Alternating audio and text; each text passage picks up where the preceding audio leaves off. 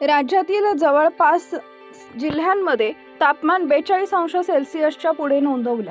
तापमान तब्बल 46 अंश सेल्सिअसची तापमानाची नोंद झाली आहे. आता पुन्हा एकदा उष्णता आणि पाऊस असं समीकरण बघायला मिळते.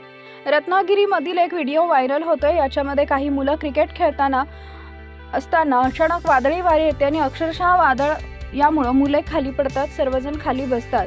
सोशल मीडियावर हा व्हिडिओ प्रचंड व्हायरल झाला. भारतीय हवामान विभागाने अत्यंत मोठा इशारा जारी केला. विदर्भासह मराठवाडा मध्ये वादळी वाऱ्यासह जोरदार पाऊस हजेरी लावण्याची शक्यता आहे. वादळी वाऱ्यासह पावसाचा येलो अलर्ट भारतीय हवामान विभागाने मराठवाडा आणि विदर्भात जारी केला. वाशिम जिल्ह्यात राज्यातील सर्वात जास्त तापमानाची नोंद झाली. वाशिममध्ये उच्चांकी 42.8 अंश सेल्सिअस तापमानाची नोंद झाली आहे. मुंबई, ठाणे, रायगड, पालघर आणि रत्नागिरी या भागात उष्णतेचा येलो अलर्ट जारी करण्यात आलाय. बाकी मराठवाडा आणि विदर्भात पावसाचा इशारा देण्यात आलाय. या भागात उष्णतेचा अलर्ट हवामान विभागाने जारी केलाय. अशा भागातील नागरिकांनी अतिमहत्त्वाच्या कामाशिवाय घराबाहेर पडणं टाळावं. दुपारी 12 ते 4 या दरम्यान सिंधुदुर्गामध्ये पावसानं गेले 2 दिवसांपासून थैमान मांडलेलं पाहायला मिळतंय. खारेपाटण या परिसरामध्ये विजांच्या कडकडाटासह वादळी वाऱ्यासह जोरदार पाऊस झाला.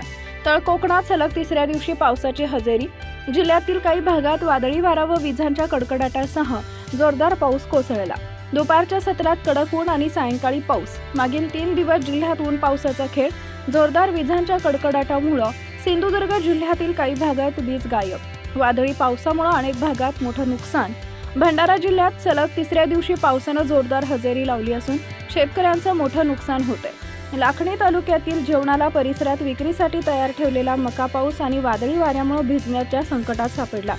वाऱ्याच्या तडाख्यानं मका झाकण्यासाठी टाकलेल्या त्रिपाल उडून गेल्यानं शेतकरी भर पावसात जीवाची बाजी लावत मका वाचवण्यासाठी धावपळ करताना दिसून आले. कष्टानं पिकवलेलं पीक वाचवण्यासाठी शेतकऱ्यांची सुरू असलेली धडपड या घटनेतून समोर आली आहे.